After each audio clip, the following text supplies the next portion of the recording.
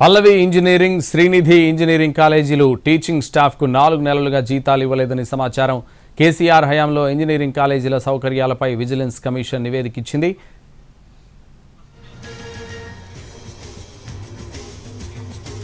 Private engineering కాలేజీల్లో సౌకర్యాల కొరతపై విద్యార్థి సంఘాలు మండిపడుతున్నాయి.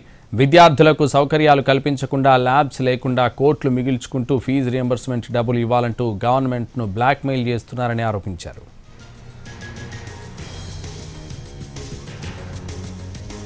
పల్లవి, శ్రీనిధి ఇంజనీరింగ్ కాలేజీలు జీతాలు ఇవ్వడం లేదు. కొన్ని కాలేజీలు నకిలీ ప్రొఫెసర్లతో అప్రూవల్స్ తెచ్చుకుంటున్నాయని ఆరోపించారు విద్యార్థి సంఘం నేతలు. ఏటా జేఎన్టీయూ నియమించే ఫ్యాక్ట్ ఫైండింగ్ కమిటీలు సైతం తూతూ మంత్రంగా చెకింగ్స్ చేస్తున్నాయన్నారు. కాలేజీల్లో స్టాఫ్ లేకున్నా, తగిన సౌకర్యాలు లేకున్నా అనుమతులు తెచ్చుకుంటున్నారని మండిపడ్డారు. ఈ వాస్తవాలను దాచిపెట్టి ఇంజనీరింగ్ కాలేజీలు ప్రభుత్వాలను బ్లాక్మెయిల్ చేసేందుకు ప్రయత్నిస్తున్నాయని ఆరోపించారు. పల్లవి ఇంజనీరింగ్, శ్రీనిధి ఇంజనీరింగ్ కాలేజీలు టీచింగ్ స్టాఫ్కు 4 నెలలుగా జీతాలు ఇవ్వలేదని సమాచారం. కేసీఆర్ హయాంలో ఇంజనీరింగ్ కాలేజీల సౌకర్యాలపై విజిలెన్స్ కమిషన్ నివేదిక ఇచ్చింది. ఇప్పటి వరకు నివేదిక వివరాలు బయటకు రాకుండా ప్రైవేట్ ఇంజనీరింగ్ కాలేజీలు మేనేజ్ చేశారు. ఏటా ఫ్యాక్ట్ ఫైండింగ్ కమిటీలు తనిఖీలు కూడా తూతూ మంత్రంగా జరుగుతున్నాయని సమాచారం.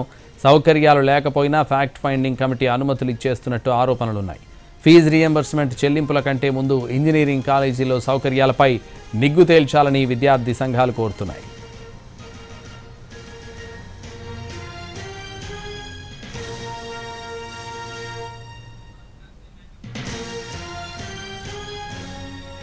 ప్రైవేట్ ఇంజనీరింగ్ కాలేజీల్లో సౌకర్యాల కొరతపై విద్యార్థి సంఘాలు మండిపడుతున్నాయి.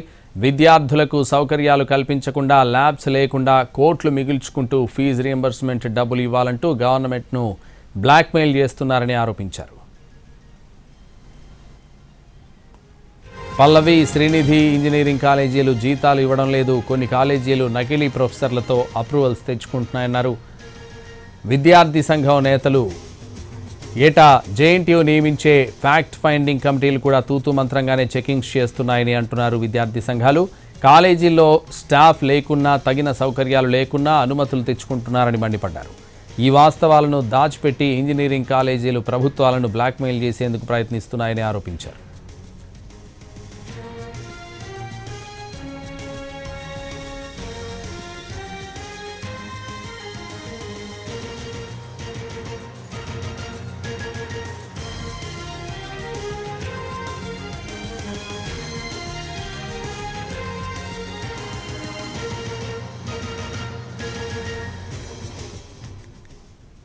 ప్రైవేట్ ఇంజనీరింగ్ కాలేజీల్లో సౌకర్యాల కొరతపై విద్యార్థి సంఘాలు మండిపడుతున్నాయి.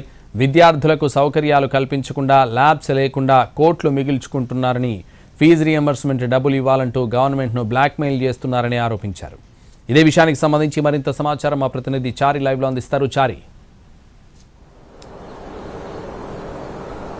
రైట్, ఇంజనీరింగ్ కాలేజీలకు సంబంధించినటువంటి ఎపిసోడ్ కనుక మనం చూస్తే, ఒకవైపు ప్రభుత్వం మీద ఫీజు రియంబర్స్మెంట్ కు బకాయిలు ఉన్నటువంటి డబ్బులన్నింటినీ వెంటనే చెల్లించాలనేటువంటి ఒత్తిడిని పెంచేటువంటి పనిలో పడింది. గడిచిన కొద్ది రోజులుగా ప్రభుత్వం కూడా ఫీజు రియంబర్స్మెంట్ తో పేద విద్యార్థులకి నాణ్యమైనది, ఉన్నతమైనటువంటి విద్యను అందించాలనేటువంటి ఆలోచనతో ఫీజు రియంబర్స్మెంట్ ని పూర్తి స్థాయిలో కొనసాగించాలనేటువంటి ఆలోచనతోటే ఉంది.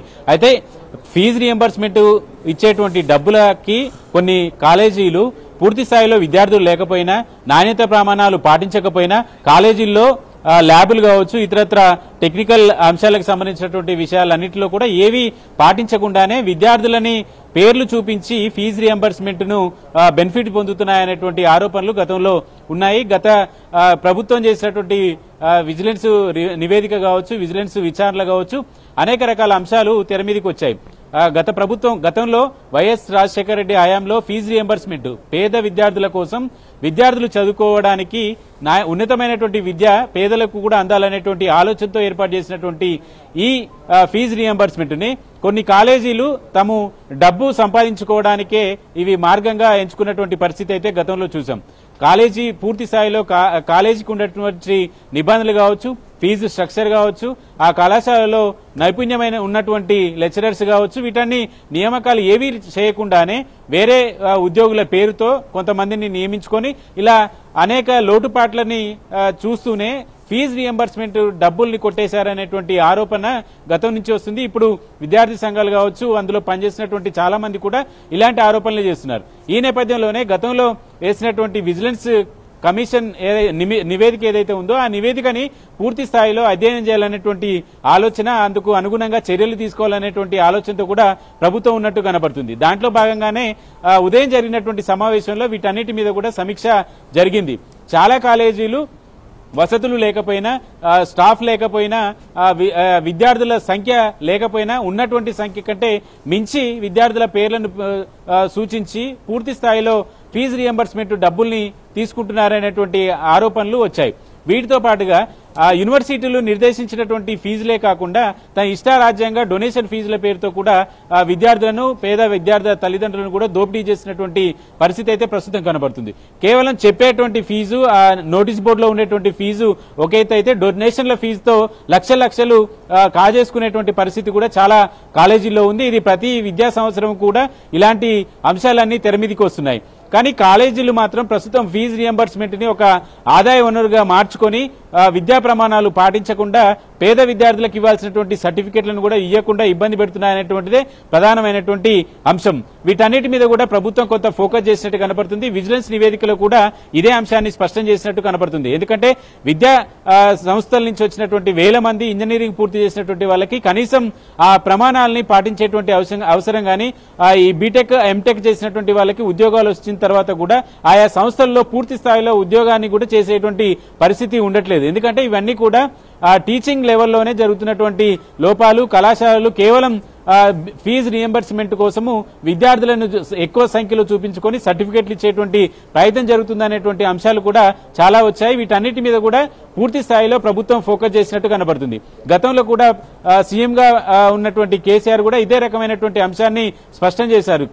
ఇంజనీరింగ్ కాలేజీలన్నీ కూడా కోళ్ల షెడ్లలో, కోళ్ల ఫామ్ లో నడిపించారు. దాంట్లో స్టాఫ్ లేదు, అలాగే ల్యాబ్స్ లేవు. వీటన్నిటిని మిస్యూజ్ చేయడం కోసమే, ఎక్కువ మంది ఫీజు రియంబర్స్మెంట్ కోసమే ఇలాంటి అంశాలు చేస్తున్నారనేటువంటి ఆరోపణలు కూడా గతంలో చేశారు. ప్రస్తుతం ఆ సందర్భంలోనే విజిలెన్స్ నివేదికని కూడా తెప్పించారు. ఆ నివేదికను పూర్తి స్థాయిలో ఇప్పుడున్నటువంటి ప్రభుత్వం మళ్ళీ ఆ విజిలెన్స్ నివేదికలో ఏముంది, ఏ కళాశాల ఎలాంటి ప్రమాణాలు పాటిస్తుంది, ఆ ప్రమాణాలు ప్రభుత్వం నిర్దేశించినటువంటి ప్రమాణాలను పాటించకపోతే ఆ కళాశాలల మీద పూర్తి స్థాయిలో చర్యలు తీసుకోవాలనేటువంటి ఆలోచనతో కూడా రేవంత్ సర్కార్ ఉన్నట్టు కనపడుతుంది. అయితే గడిచిన వారం రోజులుగా కళాశాలల యాజమాన్యాలన్నీ కూడా ప్రభుత్వాన్ని బ్లాక్మెయిల్ చేసేటువంటి వ్యవహారంలో ఉందనేటువంటి ఆలోచనతో కూడా ప్రభుత్వ పెద్దలు ఉన్నట్టు కనపడుతుంది.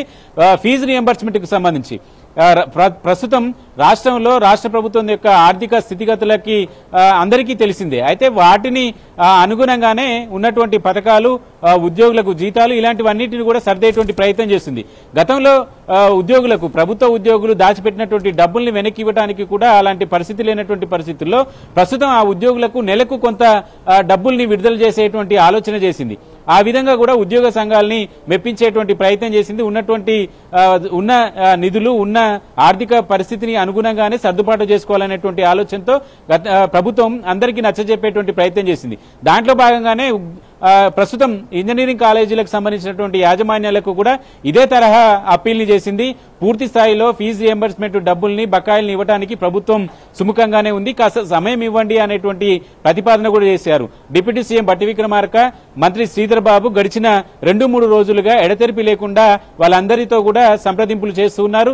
రాత్రి పొద్దుపోయిన తర్వాత కూడా వాళ్ళందరికీ నచ్చజెప్పేటువంటి ప్రయత్నం చేశారు. ప్రభుత్వం ఆర్థికంగా వెసులుబాటును చూసుకొని వీలైనంత త్వరగా డబ్బుల్ని రిలీజ్ చేసేటువంటి ప్రయత్నం చేస్తామని చెప్పినప్పటికీ కూడా ఉద్యోగ సంఘాలు కొంత ప్రభుత్వం చేసినటువంటి అప్పీల్ని విన్నాయి. కానీ కళాశాలలు మాత్రం పూర్తి స్థాయిలో ప్రభుత్వాన్ని ఇరకాటం పెట్టడానికో, లేదంటే మరొక ఎజెండా ఉంది ఈ కళాశాలల యాజమాన్యాలకు అనేటువంటి అంశం ప్రభుత్వం పసిగట్టినట్టు తెలుస్తుంది.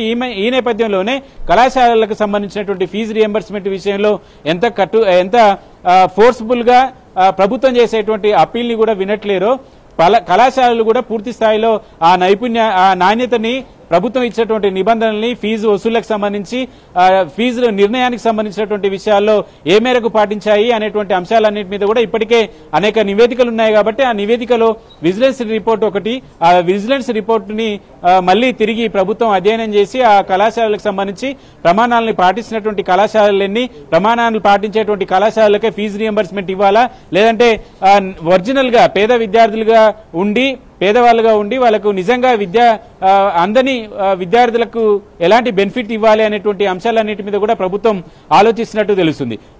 ఇంజనీరింగ్ కాలేజీలు ప్రభుత్వాన్ని బ్లాక్మెయిల్ చేస్తున్నాయనేటువంటి ఆలోచనతో ప్రభుత్వ పెద్దలు కూడా ఉన్నట్టు తెలుస్తుంది. దాంట్లో భాగంగానే ప్రభుత్వం చెప్పినప్పటికీ సమస్య పరిష్కరిస్తామని హామీ ఇచ్చినప్పటికీ కూడా సమ్మె పేరుతోటి ప్రభుత్వం మీద మరింత ప్రెషర్ తెచ్చేటువంటి ప్రయత్నం చేస్తున్నాయనేటువంటి ఆలోచనతో ఉన్నట్టు కనపడుతుంది. దాంట్లో భాగంగానే విజిలెన్స్ రిపోర్ట్ కావచ్చు, కళాశాలలు ప్రభుత్వం మీద ఎంత ఒత్తిడి అయితే పెంచుతుందో అదే తరహాలో కళాశాలలు ఈ నైపుణ్యాలని ఈ ఉన్నటువంటి స్టాఫ్ అలాగే ఆ కళాశాల ఉండాల్సినటువంటి పాటించాల్సినటువంటి ప్రమాణాలు ఇవన్నీ ఉన్నాయా అనేటువంటి అంశాలని కూడా అంతే నిబద్ధతతో అంతే ఖచ్చితంగా ఉంటే పోతుంది అనేటువంటి అభిప్రాయంతో ప్రభుత్వ పెద్దలు ఉన్నట్టు తెలుస్తుంది. అందుకే ఫీజు రియంబర్స్మెంట్ లక్ష్యాన్ని నీరు ఆరకుండా ఉండాలి అంటే ప్రతి పేద విద్యార్థికి అందాలి అంటే ముందు కళాశాలలో ఆ నైపుణ్యం పెరగాలి, ఉన్నటువంటి ప్రమాణాలని కాలేజీలు పాటించాలనేటువంటి ఆలోచనతో ప్రభుత్వం ఉంది కాబట్టి వాటన్నిటిని కూడా తిరిగి విచారించేటువంటి ఆలోచనలో కనపడుతుంది. మనకు ఉన్నటువంటి సమాచారం ప్రకారం సుమారు 200 నుంచి 300కు పైచిలకు కాలేజీలు పూర్తి స్థాయిలో ప్రభుత్వ నిబంధనలను ఉల్లంఘించి నడుస్తున్నాయనేటువంటి అభిప్రాయం ఆ విజిలెన్స్ నివేదికలో ఉన్నట్టు తెలుస్తుంది. కాబట్టి వీటన్నిటి మీద కూడా ప్రభుత్వం కొంత ఫోకస్ చేసేటువంటి ఆలోచనలో ఉన్నట్టు కనబడుతుంది. సరే, అసలు ఫ్యాక్ట్ ఫైండింగ్ కమిటీలు నిజంగానే తనిఖీలు చేస్తున్నాయంటారా?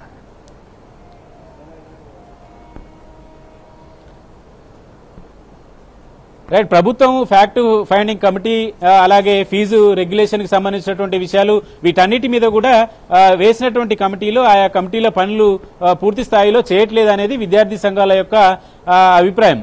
గతంలో కూడా ఇలాంటి డిమాండ్లు ఇలాంటి ఆందోళనలు కూడా జరిగాయి.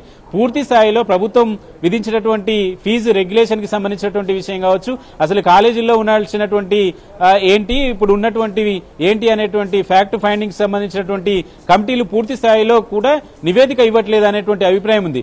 అవి పూర్తి స్థాయిలో పనిచేస్తే ఇలాంటి సమస్యలు వచ్చేటువంటి అది ఉండేది కాదు. ఎందుకంటే విద్యార్థుల సంఖ్య పెరుగుతుంది కానీ విద్యార్థులు బయటికి కాలేజీల నుంచి ప్రతి సంవత్సరం లక్షల్లో బయటికి వస్తున్నారు. కానీ ఆ కాలేజీ నుంచి వచ్చేటువంటి విద్యార్థులకు నైపుణ్యం ఉండట్లేదు. అక్కడ తెలుసుకోవాల్సినటువంటి మెలకువలు కావచ్చు, ప్రస్తుతం ఆ కాలేజీ నుంచి బయటకు వచ్చిన తర్వాత ఏదైనా కంపెనీలో ఉద్యోగం చేసుకున్నా కూడా నైపుణ్యం లేక ఉద్యోగాలు మధ్యలోనే డ్రాప్ అవ్వడము ఇలాంటి సమస్యలన్నీ కూడా వస్తున్నాయి. కాబట్టి అసలు ఇవన్నీ సరిగా పనిచేయకపోవడం వల్లనే ఆ యంత్రాంగం అంతా సరిగా పనిచేయకపోవడం వల్లనే ఇలాంటి సమస్యలు వస్తున్నాయనేటువంటి భావన కూడా అటు విద్యార్థి సంఘాలు పదే ప్రతి సంవత్సరం జరుగుతున్నటువంటి ఆందోళనలో ఇవి కూడా కీలకం. కాబట్టి వీటన్నిటిని సక్రమంగా పనిచేయించేటువంటి బాధ్యత కూడా ప్రభుత్వ యంత్రాంగం మీద ఉంటుంది. కాబట్టి అసలు ఈ కాలేజీలలో ఉన్నటువంటి మౌలిక వసతులు ఏంటి, ఉండాల్సినటువంటివి ఏంటి, ఇలాంటి అన్నిటి మీద కూడా చెక్ చేయాలనేటువంటి ఆలోచనతో ప్రభుత్వం ఉన్నట్టు కనబడుతుంది. సరే, అయితే మరోవైపు కోట్లల్లో చేతులు మారుతున్నట్టుగా కూడా ఆరోపణలు ఉన్నాయి. అసలు కాలేజీలు ఎలా మోసం చేస్తున్నాయి? అంటే ప్రభుత్వము ఫీజు రియంబర్స్మెంట్ అనేది ఎంపిక చేసుకున్న తర్వాత స్టూడెంట్ పేరు మీద వచ్చేటువంటి డబ్బులన్నిటిని కూడా కాలేజీలు తీసుకోవడం, అలాగే ప్రభుత్వం నిర్దేశించినటువంటి ఫీజుల కంటే ఎక్కువ డొనేషన్ల పేరుతోటి డబ్బుల్ని డొనేషన్లు తీసుకోవడం అలాగే ఫీజు రియంబర్స్మెంట్ ని కూడా కాలేజీలే పూర్తి స్థాయిలో ఫీజు రియంబర్స్మెంట్ ని తీసుకుంటున్నాయి. కొన్ని కాలేజీలు ఫీజు రియంబర్స్మెంట్ బాకీ ఉంది కాబట్టి పూర్తి స్థాయిలో ఫీజుని చెల్లించండి అని ప్రెషర్ చేస్తున్నారు పేరెంట్స్ మీద. విద్యార్థులు కావచ్చు, పేరెంట్స్ కావచ్చు, ఇక అనివార్యమైనటువంటి పరిస్థితుల్లో ఫీజు రియంబర్స్మెంట్ కు చెల్లించాల్సినటువంటి డబ్బులన్నీ కూడా పేరెంట్స్ నుంచి తీసుకుంటున్నారు. ఆ కళాశాల యాజమాన్యం సర్టిఫికెట్లు ఇచ్చిన తర్వాత కూడా పూర్తి స్థాయిలో ఫీజు రియంబర్స్మెంట్ వచ్చిన తర్వాత పేరెంట్స్ కి మళ్ళీ వచ్చినటువంటి డబ్బుల్ని వెనకిచ్చేటువంటి పరిస్థితి కూడా కనిపించట్లేదు. ఈ విధంగా కాలేజీ యాజమాన్యాలు పూర్తి స్థాయిలో ప్రభుత్వ సొమ్ముకు గండి కొట్టడంతో పాటు ప్రభుత్వం అనుకున్నటువంటి లక్ష్యం కూడా పూర్తిగా నెరవేరేటువంటి పరిస్థితి కనిపించట్లేదు. కాబట్టి పూర్తి స్థాయిలో ఒకవైపు ఫీజు రియంబర్స్మెంట్ డబ్బుల్ని లాక్కోవడము, మరోవైపు ప్రభుత్వం విధించినటువంటి ఏదైతే ఫీజుకు సంబంధించినటువంటి లిమిట్ ఉంటుందో వాటిని కాదని డొనేషన్ల రూపంలో లక్షల డబ్బుల్ని కూడా ప్రజల నుంచి పేద విద్యార్థుల నుంచి కూడా వసూలు చేస్తున్నారనేటువంటి ఆరోపణలు ఉన్నాయి కాబట్టి ఏవైతే నిబంధనలు పాటించడం లేదో ఆ కళాశాలకి పూర్తి స్థాయిలో చర్యలు తీసుకునేటువంటి ఆలోచన కూడా ప్రభుత్వం ఉంది. అందుకే గతంలో ఉన్నటువంటి నివేదికలు, గతంలో వచ్చినటువంటి ఫ్యాక్ట్ ఫైండింగ్ కమిటీకి ఇచ్చినటువంటి నివేదికలు కావచ్చు, వీటన్నింటిని కూడా పరిశీలించేటువంటి ఆలోచనలో ప్రభుత్వం ఉంది.